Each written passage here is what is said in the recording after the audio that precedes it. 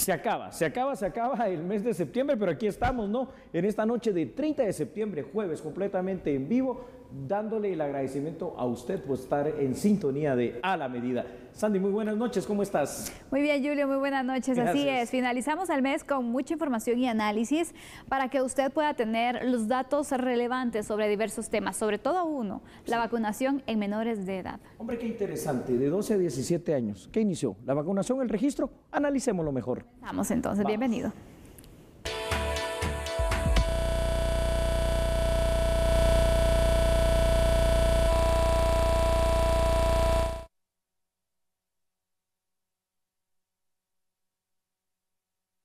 Alrededor de 10.000 adolescentes de entre 12 y 17 años sufren enfermedades crónicas y es la población que ya está siendo vacunada a nivel nacional. Los adolescentes deben ir acompañados de sus padres o tutores para recibir su vacuna contra COVID-19. El día de hoy se inició el tema del registro en la plataforma del Ministerio de Salud para los adolescentes entre 12 a menores de 18 años de edad.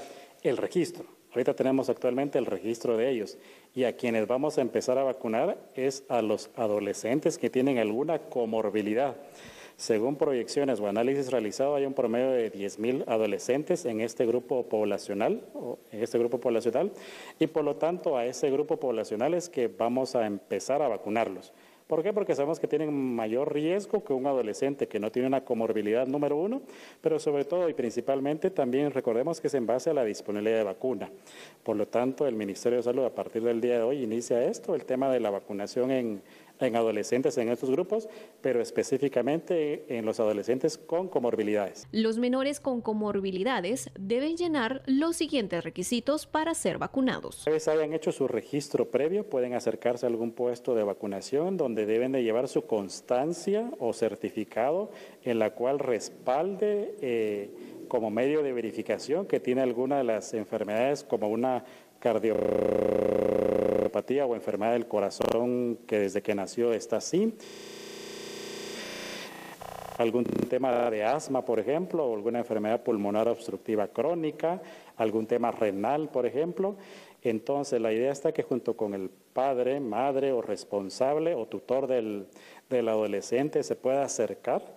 Lo ideal, evidentemente, siempre mencionamos que haya el registro previo, porque eso hace que el proceso de vacunación sea más ágil, ¿verdad? Ya con esto, ya el adolescente entonces ya se puede vacunar, el adolescente con comorbilidad.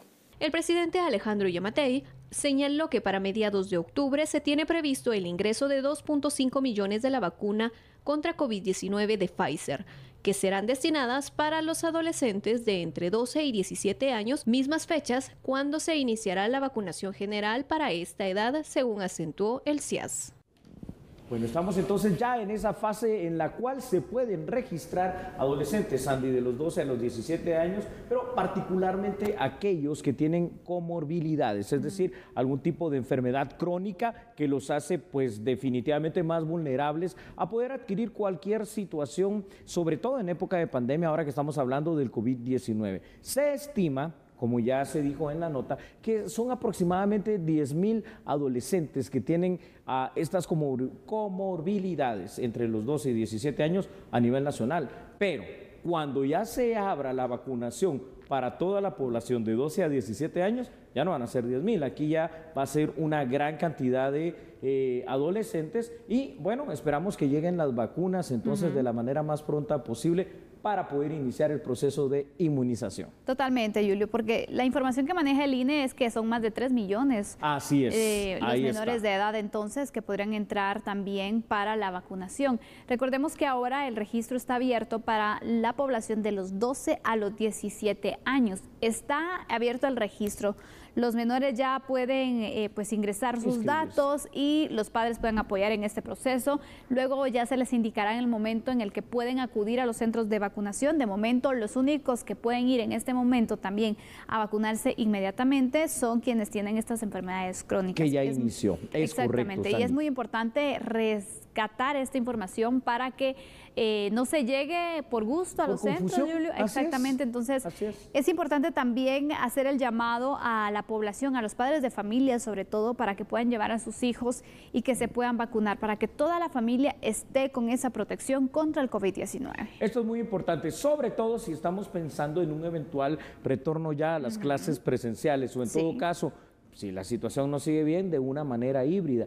Es absolutamente vital que no solo el personal, los maestros, bueno, ya vimos que muchos de ellos, si no todos, ya se vacunaron. Ahora falta precisamente el otro componente importante de lo que es el sistema educativo, que son los alumnos. Y es por eso que acá estamos hablando de 12 a 17 años. Ahora, yo me pregunto algo, es decir, ¿dará tiempo todavía para el próximo año pensar en edades menores todavía? Yo sé que nos estamos adelantando a los tiempos, porque estamos hablando de 12 a 17 años. Y otra situación, normalmente los estudios internacionales han hecho pensar que menos de 12 años, pues como que la vacuna no está siendo aplicada tampoco en el mundo, en los países inclusive más desarrollados. Así que por lo visto, la misión para estos 2 meses y medio que quedan prácticamente hábiles del año es poder inmunizar a esta población. Ojalá que se pueda lograr. Vamos a ir con unos datos de una vez, Julio, ¿te parece? Claro que sí, con mucho gusto, Sandy, y es que aunque en general se han infectado menos niños y adolescentes con la enfermedad del COVID-19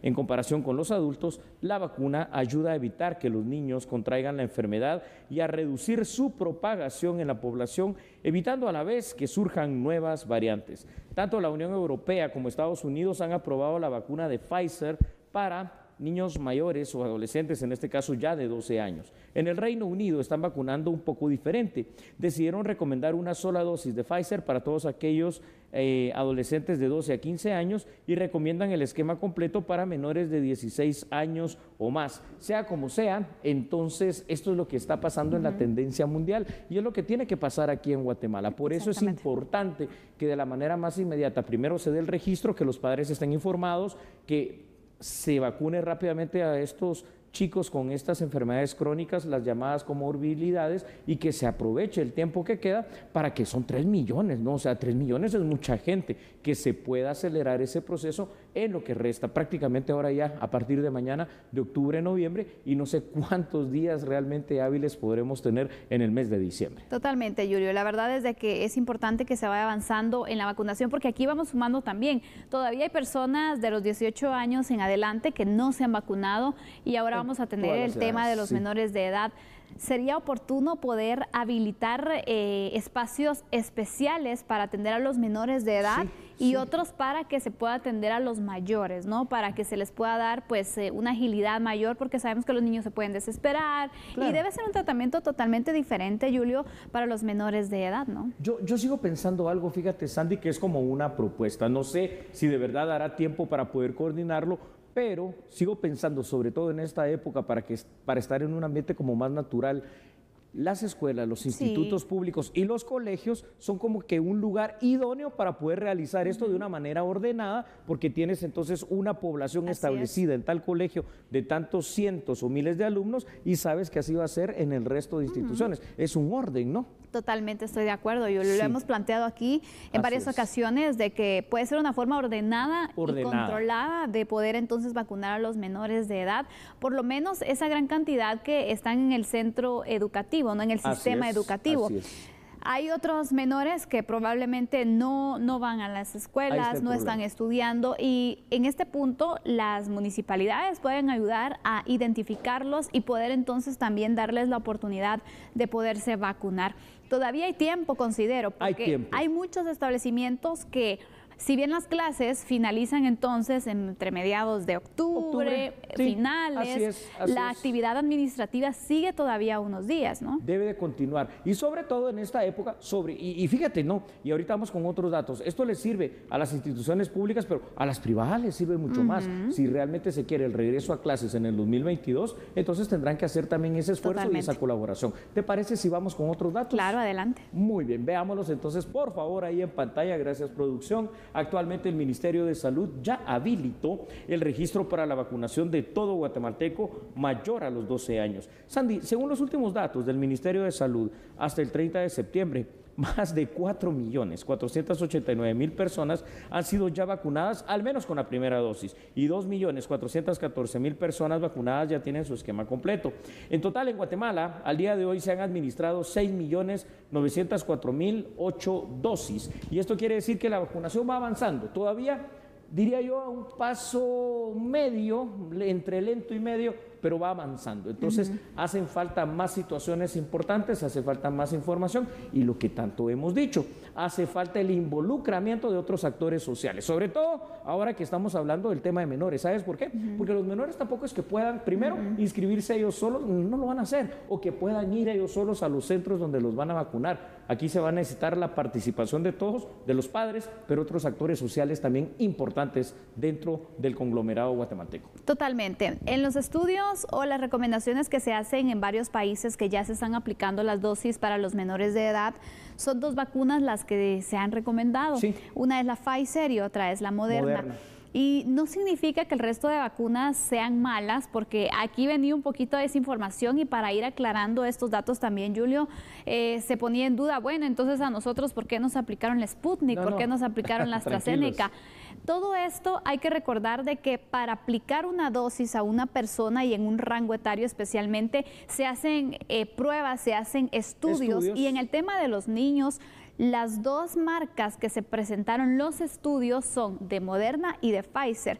Ya están hechos los estudios, ya se hicieron las pruebas, ya se hicieron las investigaciones y son los que han concluido. El resto están en un proceso de estudio, por eso es que todavía no se puede aplicar o no se recomienda aplicar el resto de vacunas para los menores de edad porque todavía están en desarrollo. No significa que sean malas. No es que sea malo. Y hay que recordar una cosa, ¿no? Primero, todas las vacunas contra el COVID-19 tuvieron un desarrollo rápido, un desarrollo oportuno, pero un desarrollo científico y comprobado. Ahora bien, tenemos que ir con la lógica común y a esto es porque para los menores estamos hablando de Pfizer o de la vacuna Moderna.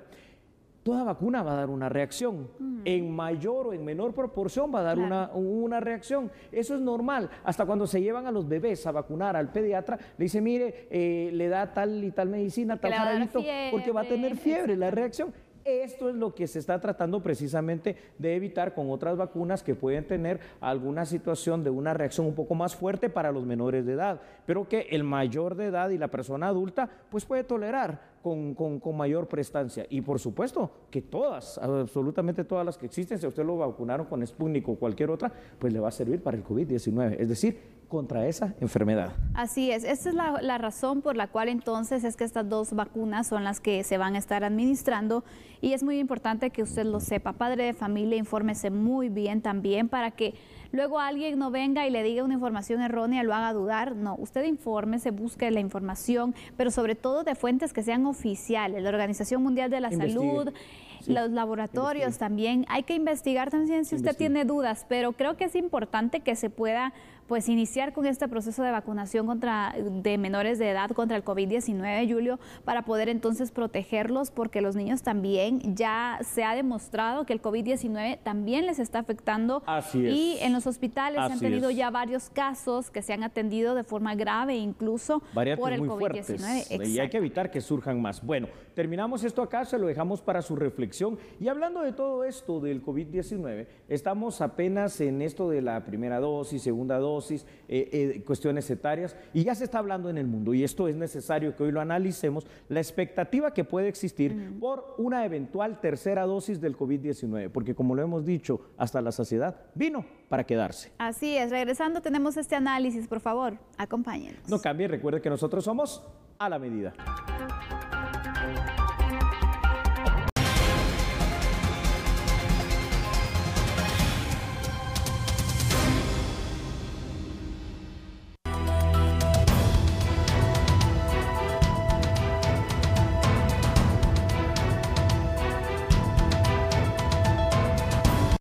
Se evalúa administrar la tercera dosis contra el COVID-19 en grupos de personas vulnerables en su salud. Es muy importante saber de que ya viene en camino la tercera dosis como una estrategia de vacunación a nivel global.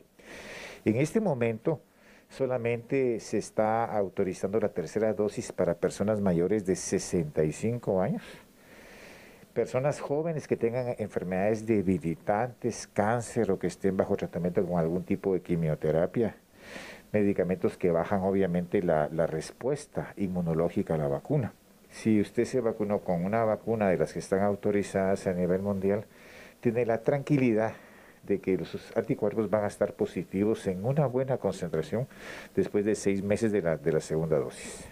Según expertos en medicina, es fundamental que las personas mayores de 65 años y las que padecen de enfermedades crónicas se apliquen la vacuna de refuerzo para evitar un cuadro crítico en su salud. Primero porque son más susceptibles al virus y porque muchas veces no montan esa respuesta de defensas como la puede montar una persona joven y que tiene su organismo completamente sano. Hay personas que reciben, como les menciono, medicamentos que bajan las defensas o que padecen de enfermedades autoinmunes o cáncer. Se supone que en esas personas la posibilidad que desarrollen anticuerpos es baja. En Guatemala ya se están haciendo algunas mediciones de anticuerpos en los laboratorios, pero es bueno comprender de que esta técnica no está estandarizada a nivel mundial, ni todavía está aceptada por la OMS ni por las organizaciones internacionales para que se use de una forma sistemática. Cabe resaltar que el intervalo de tiempo en aplicar la dosis dependerá de la inmunización que recibieron anteriormente. Autoridades analizan si vale la pena aplicarla en la variedad de vacunas o en unas de ellas en especial.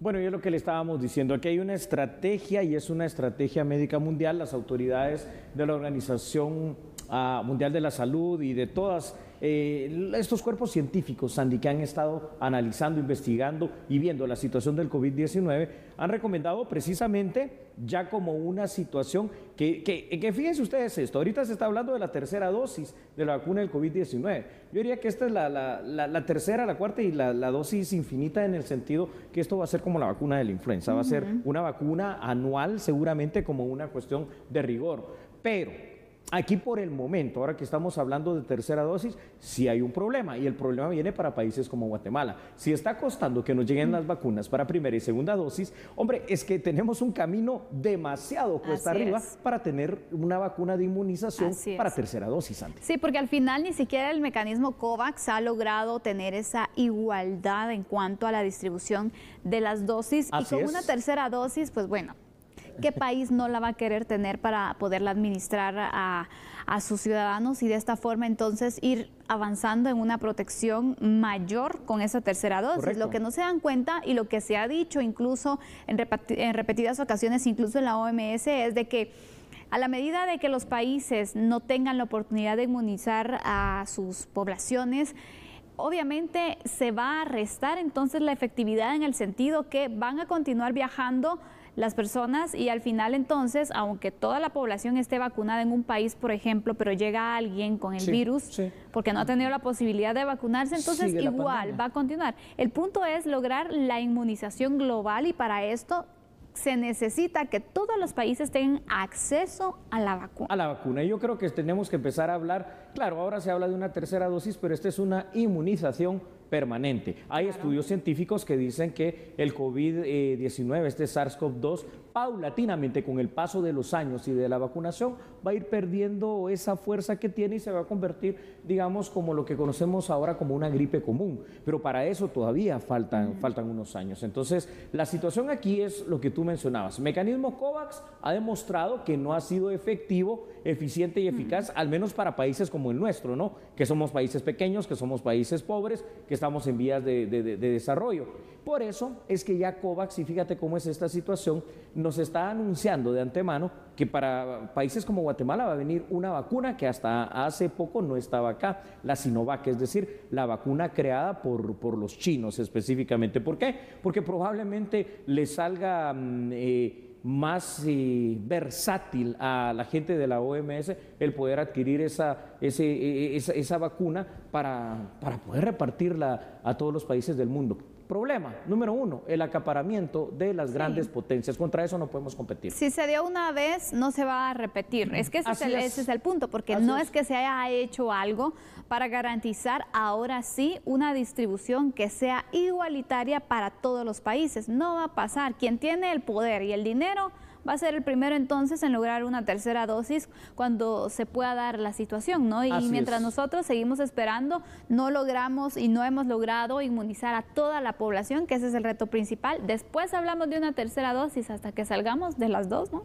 Esto sí, es que la verdad que parece una situación, o sea, muy lógica, pero a la vez, Sandy, parece una situación utópica, ¿verdad? Porque no se puede ver un camino fácil para competir contra las grandes potencias que con todo su poderío y poder político en primera instancia, y no digamos con el poder económico que tienen ahí sí que todas las ventajas posibles para hacer ese acaparamiento. Bueno, esperemos entonces que esa tercera dosis pues sea un poquito menos difícil de llegar que la primera y segunda. Ojalá. Datos. Vamos con datos, Julio. Así es. Vamos con datos entonces, ahí están en pantalla. Los estudios muestran, Sandy, que después de vacunarse contra el COVID-19, la protección contra este virus puede disminuir con el paso del tiempo, es lógico, ¿no? Y sea menos efectiva ante posibles variantes que vayan surgiendo que puedan llegar a ser más agresivas como la variante Delta.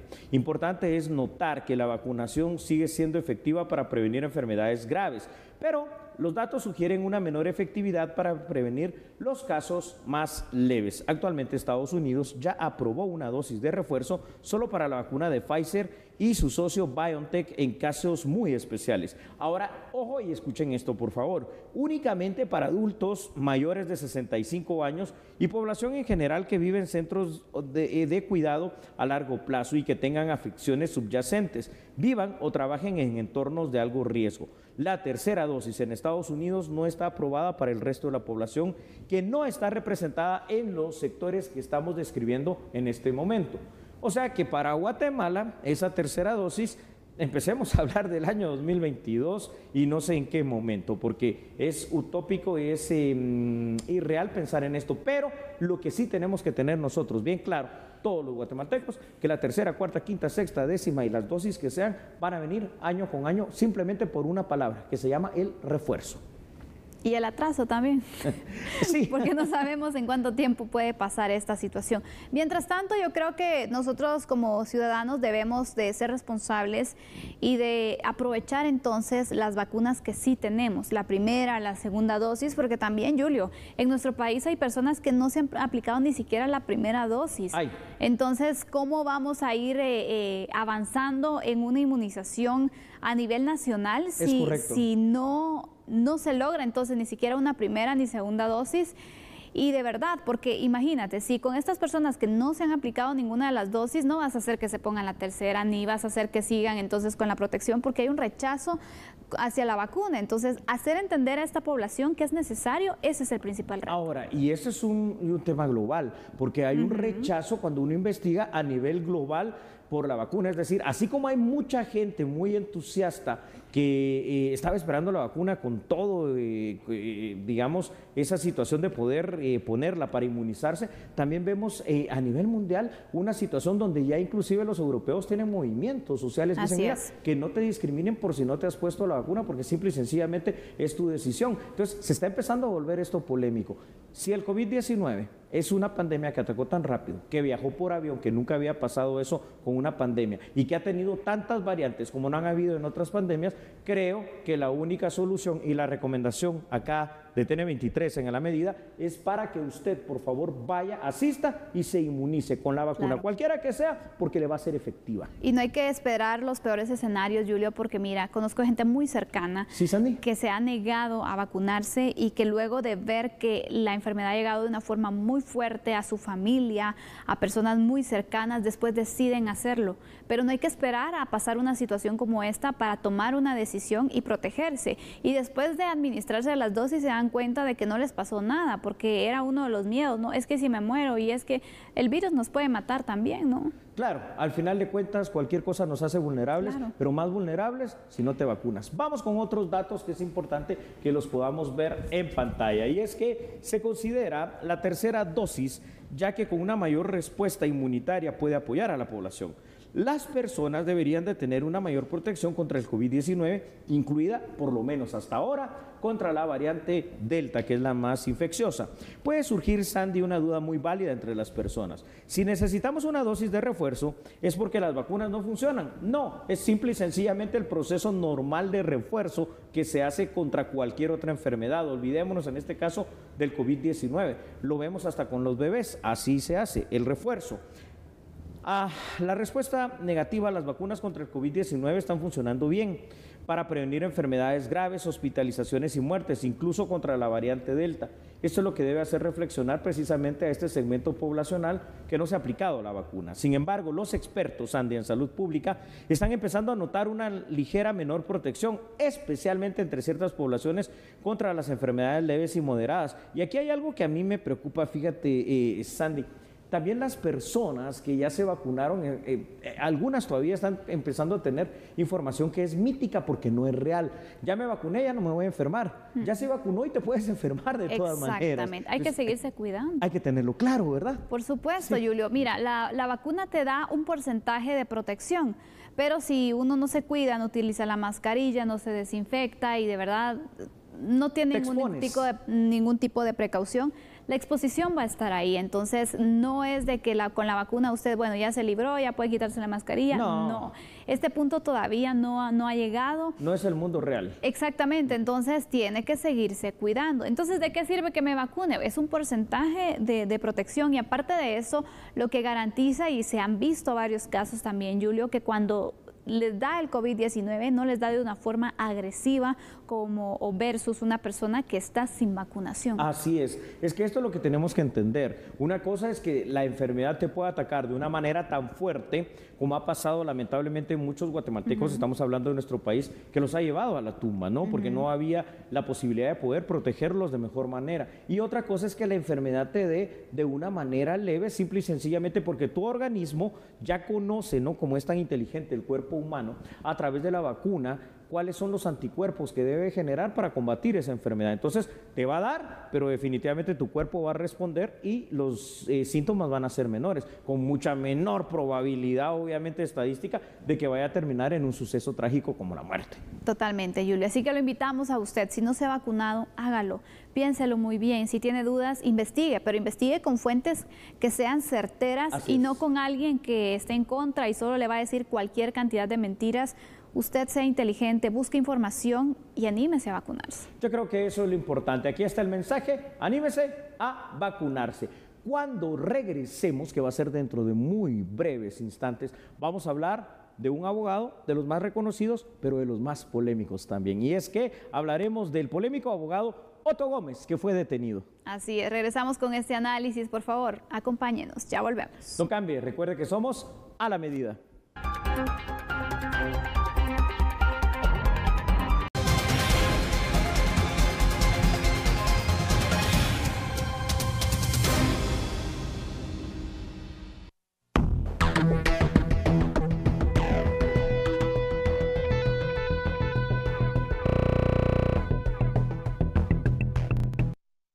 La noche del 29 de septiembre en el juzgado de turnos no se inició la primera declaración del abogado penalista Otto Gómez.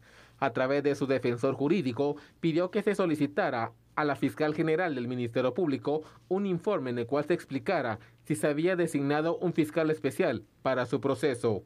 Además, se aceptó el requerimiento de Gómez que el ente investigativo informara por qué la Fiscalía contra el Crimen Organizado ejerció la acción penal en esa carpeta judicial.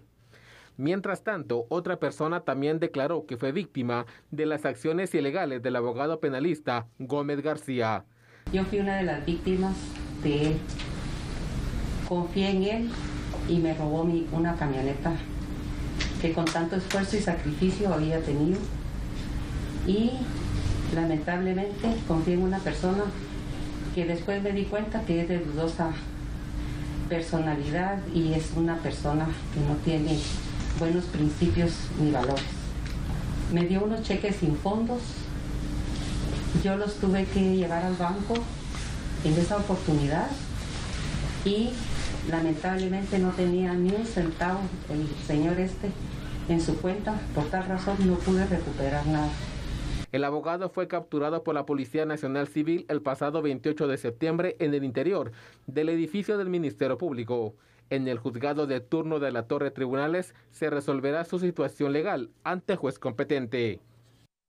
Si algo no se puede negar, Sandy, es que el abogado y notario Otto Gómez, por muchas situaciones que han pasado, sobre todo en los últimos años, se ha vuelto una persona muy conocida y muy famosa en el ámbito jurídico y en el ámbito social guatemalteco. Pero ahora es una situación muy difícil porque tiene una orden de aprehensión en la cual ha sido obviamente trasladado a tribunales por 6 delitos y hay aquí una situación bien complicada. Había tratado obviamente a través de los medios jurídicos, es abogado penalista, conoce muy bien todo esto, primero recusó al juez, después al fiscal, finalmente no se ha podido llevar a cabo todavía la audiencia de primera declaración, fue enviado en una figura que no existe en Guatemala, que es la prisión provisional, esta noche hacia Mariscal Zavala. Pero el panorama jurídico legal para el abogado Otto Gómez, vaya si no está complicado. Totalmente, sí, porque son 6 delitos los que están en su contra, Julio, que yo quisiera que fuéramos avanzando y explicando cada uno de ellos también para ver cuál es el futuro legal que le espera, ¿no? Claro que sí. Vamos a pedir entonces a producción de A la Medida, por favor, que en pantalla nos pueda poner precisamente esta información. Y es que Otto Gómez está siendo sindicado por parte del Ministerio Público por la comisión de 6 delitos. Por el momento ha logrado detener la resolución judicial, al menos, Sandy, de la primera declaración, pues decidió declararse además en huelga de hambre en Torre de Tribunales y que no contaba con defensor, bueno, ya eso ya lo vamos a contar, de oficio.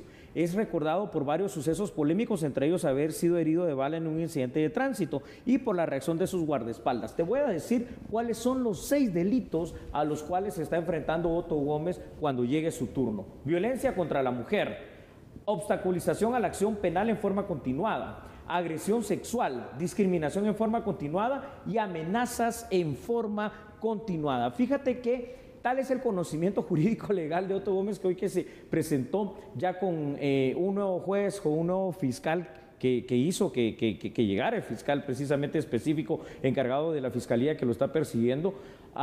Dice, mi abogado defensor, mi defensa técnica, recibió llamadas de amenaza, por lo cual no se presentó. Entonces se volvió a suspender esta audiencia porque no se le pudo asignar en ese momento un defensor público penal de turno, simple y sencillamente porque la carga de trabajo que tienen los defensores penales es enorme.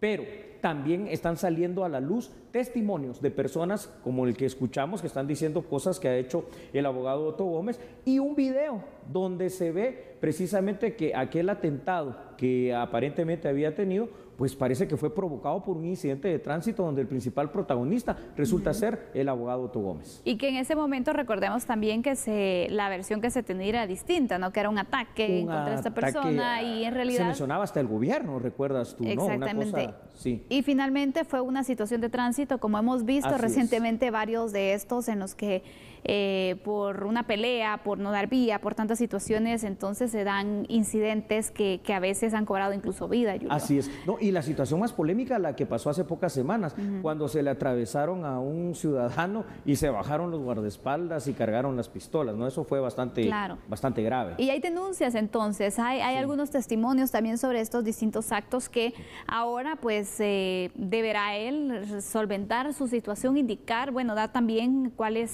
su testimonio o su declaración también al respecto, porque recordemos, son 6 delitos que él tiene en su contra, pero aquí por principio de presunción de inocencia, no se puede decir es culpable. Tiene y de debido proceso. Exactamente, realizarse el debido proceso. Mientras tanto, ya hay una acusación, ya hay una persona que dio la declaración también sobre una denuncia que se ha realizado en su contra por incluso violencia, Julio. No, esa es una situación bastante grave, ¿no? O sea, ya es bastante grave el tema de la violencia en contra de la mujer y en cualquiera de sus 5 variantes. La agresión sexual, imagínate tú, pero estamos hablando de 6 delitos, incluyendo la obstaculización a la justicia de manera continuada. ¿Por qué? Porque ahora están saliendo personas, pero esto ya deberá ser comprobado por el Ministerio Público, probado y ofrecido como prueba, que han dicho pues que se utiliza toda una serie de tácticas y artimañas jurídicas, llegando inclusive a la amenaza a los operadores de justicia. Entonces, esto se dice, pero habrá que probarlo. Una cosa, repito, es una situación bien increíble. Hoy nos sorprende una vez más. Sí, una nueva técnica o táctica también que se utiliza, una huelga de hambre. ¿Cuándo hemos visto una situación como estas también? ¿Y cómo se utiliza esto, Julio, en un juicio, por ejemplo? ¿Tú nos podrías explicar como abogado? Sí, a ver, número uno, todas las tácticas jurídicas válidas, ¿no? Porque son válidas, que está utilizando Otto Gómez, primero nos demuestran su conocimiento del derecho penal, pero segundo, están haciendo algo, que se retrase la audiencia de primera declaración. ¿Por qué? Porque me imagino que seguramente estará preparando su defensa técnica de una mejor manera y no de una forma improvisada. Recusar al juez ya te atrasa, recusar al fiscal y pedir la presencia ya te atrasa. El decir, mi defensor lo están amenazando y yo no tengo defensa y que no se pudo presentar un defensor público penal por la alta carga de trabajo, ya atrasa esta situación. La huelga de hambre no debería, porque no es una situación que ataña al sistema de justicia, impedir que se presente o no a una situación de primera declaración. Lo que sí que es una táctica que lo que hace es generar polémica, generar más elucubraciones en torno del caso y de la figura del abogado Otto Gómez. Ha sido polémico y no deja de ser. Y no deja de serlo, ¿no? Porque sabemos entonces, yo de verdad en ningún caso había visto huelga de hambre. Una huelga de hambre. ¿Tú, Julio, habías visto una situación o una estrategia como esta? No, he visto muchas huelgas de hambre, pero no para una audiencia de primera declaración. Y te digo, no frena ninguna audiencia. Eso sí, no importa. O sea, lo único que se va a habilitar Otto Gómez pues, para poder presentarse ante la primera declaración. Vamos con otros datos. Adelante, Julio. Bueno, vamos a ver qué más tenemos en este caso tan polémico, ¿verdad? Según la versión del abogado Otto Gómez, porque esto también hay que verlo, su detención se debe a una especie de show o persecución, dice él, por los casos y temas que en su vida profesional ha llevado. En su momento, Otto Gómez fue el abogado defensor, tenemos que recordar, de la exdirectora del Registro General de la Propiedad, Anabela de León. Ahora que ha sido detenido por la justicia guatemalteca, de manera anónima han surgido personas que están denunciando y que están brindando declaraciones que incriminan cada vez más seriamente al abogado Gómez. Una cosa es segura con Otto Gómez, Andy, y eso sí es verdad. Es un personaje de la vida jurídica guatemalteca que está envuelto en la polémica y en el escándalo, pero que hoy además está ante un sistema de justicia que, por mucho que haga recusaciones o que haga huelga de hambre, tarde o temprano, y esto será ahora más temprano que tarde, se tendrá que presentar a la audiencia de primera declaración. Le recomendamos que deje la huelga de hambre porque eso no le sirve de nada. Es que al final hablamos de un debido proceso y es eso, ¿no? Sí. Cumplir cada una de las fases de ese mismo proceso y en las cuales, a pesar que se vayan alargando, tienen que pasar.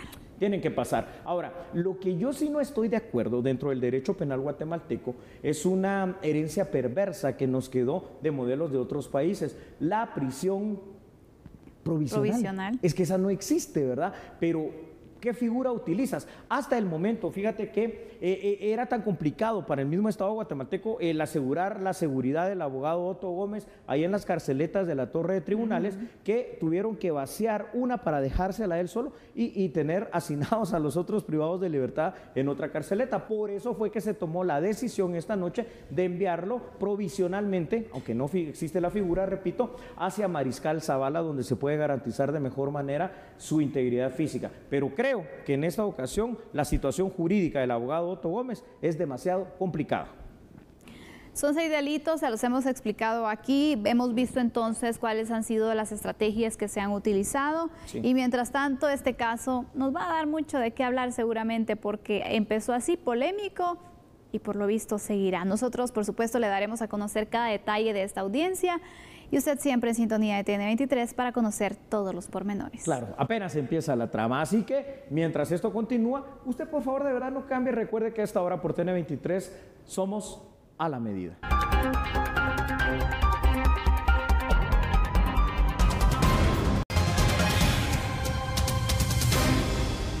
En el marco del Día Mundial del Café que se celebra cada año el 1 de octubre, pues los exportadores del aromático nacional apuestan a la conquista de nuevos mercados a través de la diversificación de este producto. Así que por favor vea la información aquí en A la Medida.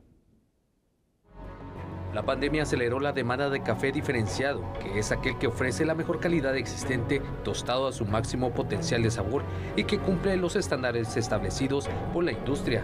Guatemala busca aprovechar esta oportunidad y posicionarse en los mercados de Europa, Asia y Estados Unidos. Con ello, elevar las exportaciones, mejorar los precios y generar fuentes de empleo.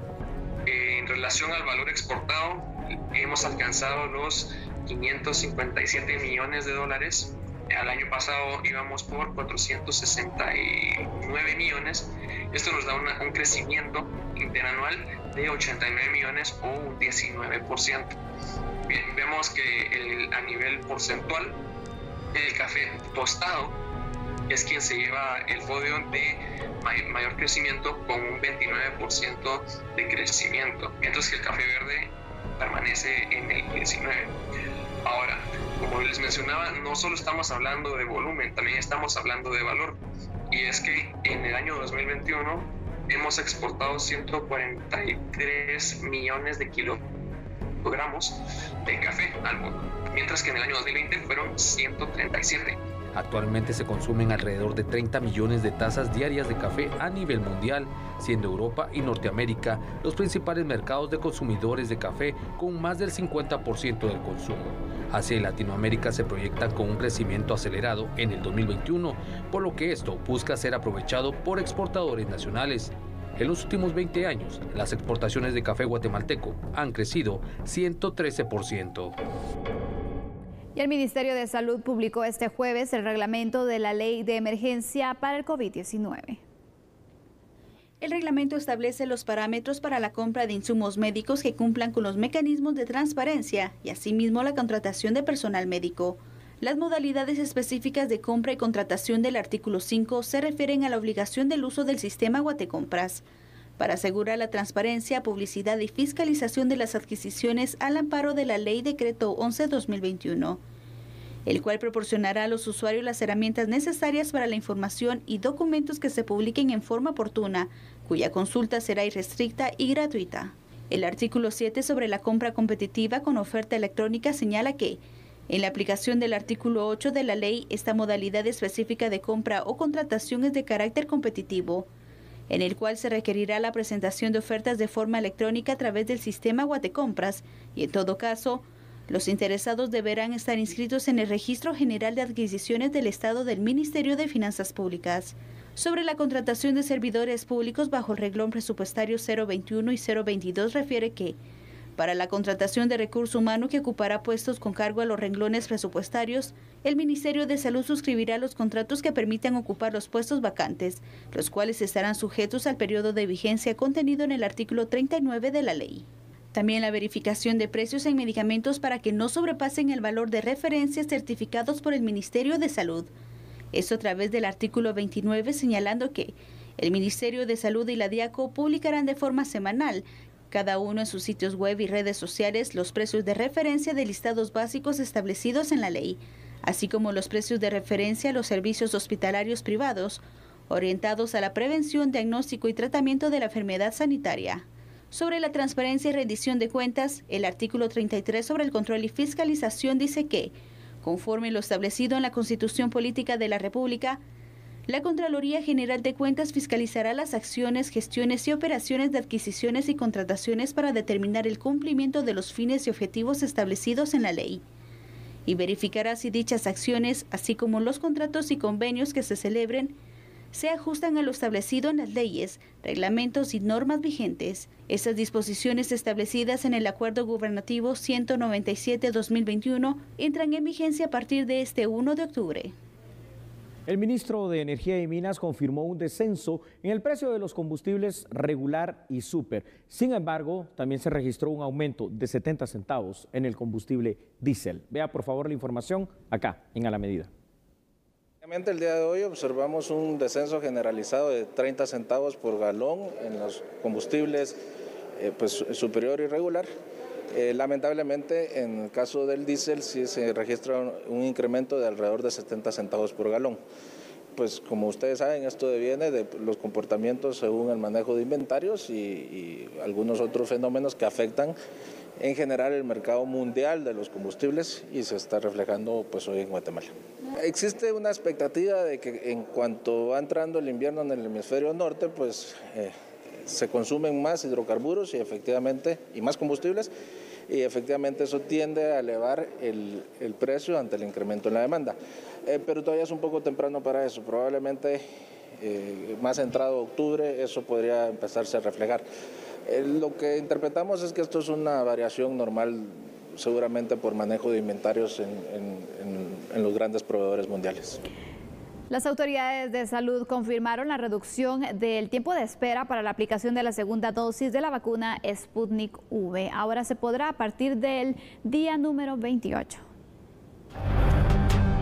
A partir de este jueves, todas las personas que tienen la primera dosis de Sputnik V y que ya cumplieron 28 días desde la primera aplicación, pueden acercarse a un centro de vacunación para recibir la segunda dosis. Debido a que, como es de conocimiento de la mayor parte de la población, tenemos la circulación de variante Delta, un 75% aproximadamente, y las recomendaciones, por ejemplo, del Consejo Nacional de Prácticas de Inmunizaciones, del Comité Técnico de Vacunación y del Laboratorio Nacional de Salud, es que lo ideal está que las personas, entre más que tengan su esquema completo a tiempo y oportunamente, porque con esquema completo que mencionamos que es cobertura, ayudamos a mejorar el índice de reducción o el dato de reducción de ingresos hospitalarios por pandemia por COVID-19.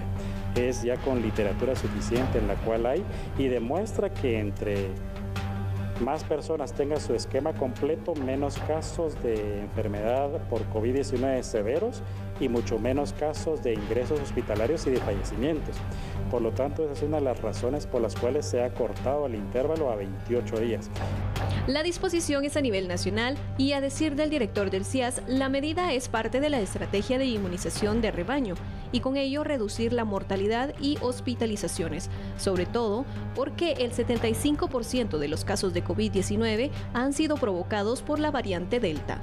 Actualmente, alrededor del 46% de la población ya tiene su primera dosis y cerca del 25% tiene su esquema completo, según el CIAS. Gracias por su atención. Mañana a las 21 horas aquí le esperamos, por favor. Descanse. Feliz noche. Hasta mañana. Le digo algo. Hasta el mes de octubre. Chao.